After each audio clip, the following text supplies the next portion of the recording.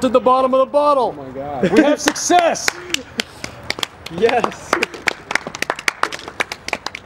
My nerves are still working. Oh man, and look at that. That was the plastic from the bottle melting out. I'm struggling to drink that one. Try it. It's not like it's not like. Oh. Yes! Oh. So I feel like the bear. Oh, Take a look. Whoa! art. Modern art. Modern art. We did a Modern fine job. millions of dollars. Modern art. We're rich. That's what the F-ray can do. Cool. It's flickering. That He's good. Go ahead and do it. is he constant? He's on 11, 12, 10, 11, 12. Stop. Okay, we didn't get a huge variance with that one, so it's kind of too bad. Let me try. I'm not doing it. I'm not doing that I'll one. figure out a way to do it myself. 48, 49. Did it decrease? I don't know, let me calm down and see what happens. That's what you do for being I was a bit late. Now I'm down to the 10, 11 by doing it this way. One of our projects was building a motorized car that would be a little bit different from normal toy cars in that the direction, we wouldn't set motors so that it would have both directions, rather 2 wheels would be responsible for the X direction and 2 wheels would be responsible for the Y direction. Alright, so for example, looking at it this way, these two would spin the wheels in the X direction, so it could move the car this way or this way. And then these 2 wheels would be able to move the car this way or that way. So instead of having 8 motors, we could only have 4. Yeah. And so what we have is we have a 9-volt battery to power the individual motors. We have 4 motors, 1 on each side of the wheel. And then what we did, to set up the metal chassis, we took 2 metal channels and screwed them together. And then we had to improvise for the actual motors because they wouldn't fit on. We had to carve each individual metal channel and bend it using a hammer to place it onto here. One thing that one of our plans for the future is maybe to not use as much Gorilla Tape. We couldn't find the screw for the individual motor, so that's why we had to settle for the Gorilla Tape. And then another thing, we have to set up a controller for the Arduino so that we can manually control each direction. Also, the frames we've set up right now are pretty crude and they have too much friction on each of the ball wheels. So we would have to improve how the frames are placed next to the motors and how it would support the balls so the balls don't escape. And that's about it. Thank you for listening. Hi, my name's Jonathan. I'm part of the DV Wildcats team in San Ramon, California. So the past 48 hours we've worked on 2 projects, one of which is the GSR sensor and one of which is the 4-wheeled car that uses balls as its wheels. So these ideas were challenging enough to work on, but I did learn 3 things. One of which is the amount of tools that we had and how to use them was so mind-blowing. I did not know that so many tools existed. I had to learn how to use a drill, a hacksaw, a torch, and a soldering tool that I didn't even know how to pronounce. And the amount of organization that we had to learn, because the first night we only came up with ideas, we didn't even begin building because we had so many ideas and we had to run through everybody which one seemed right, which one seemed feasible, and we finally narrowed it down to 4 before picking 2 to work on later on.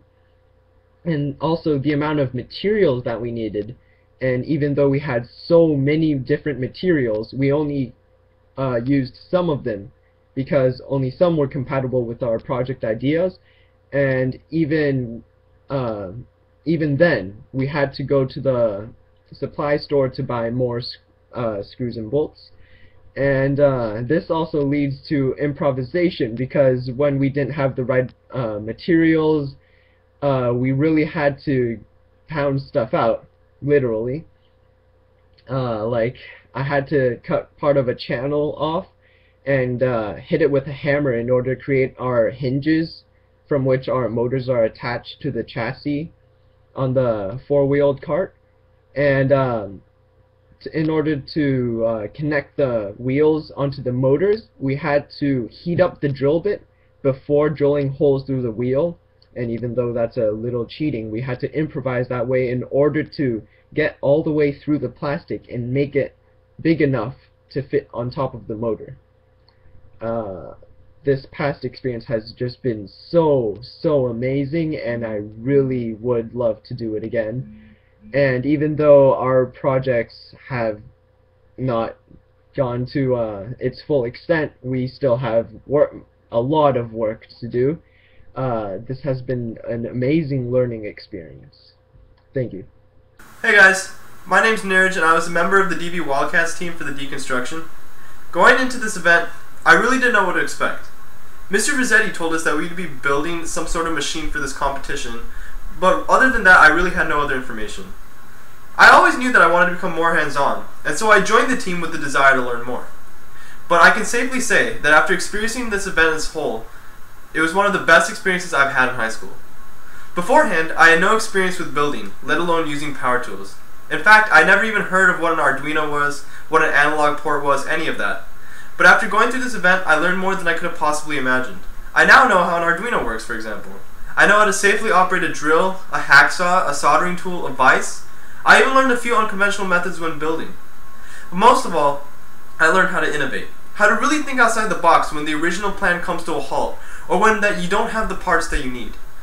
For example, when the screws we needed to tighten our high-power motors didn't fit into our metal chassis, we had to think of a different way to serve the purpose without going out to find a washer. Eventually we discovered that if we bent leftover material of the metal channel using a hammer and a vise, and imposed that metal channel to the ends of the chassis, it would serve our needs. Overall, after experiencing the deconstruction, I can safely say that I've come out a more knowledgeable and intelligent person. Hi, my name's Tane, and I was a part of the team that worked on the Temperizer. This has been the most exciting 48 hours of my life. What surprised me most was how much I've learned in so little time.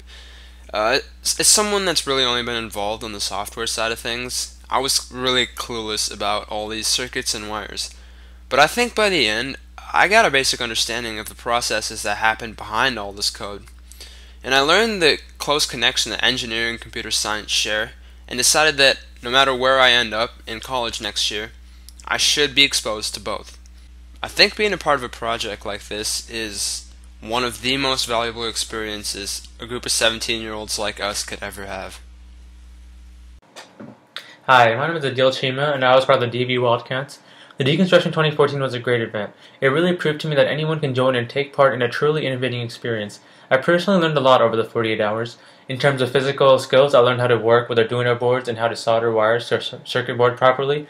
After I failed the first couple of times, I learned how to desolder so I could try again. It was great seeing my limited knowledge of computer science and programming be put to use in our galvanic skin response sensor code. Aside from such physical skills, I loved just working with a group of amazing people. Teamwork was essential, and everyone was really supportive and helpful. There were people who were more skilled than I was, but everyone was always willing to teach and help achieve the final product. I want to thank Mr. Rizzetti for bringing us together for this event. His guidance was invaluable. I want to thank my team for being really supportive and creating a great working environment. And lastly, I'd like to thank the Deconstruction 2014 crew for hosting a great event. Thanks. Hello, my name is Abhinasim, and I'm a team member on the DV Wildcats Deconstruction Team 2014, and this past weekend has been an incredible experience. I've learned a lot of things, a lot of new mechanical skills that I really didn't have beforehand, including soldering, including creating circuit boards, including the shrinking down processing units to combine capacitors and transistors and resistors in order to create different products. And it really illuminated the real practical world of mechanics. And this weekend has been completely priceless. 48 hours of absolute brilliant work and amazing team bonding. I sure had probably one of the best times of my life. Hi, my name is Brandon, and the past weekend has really been a really eye-opening experience.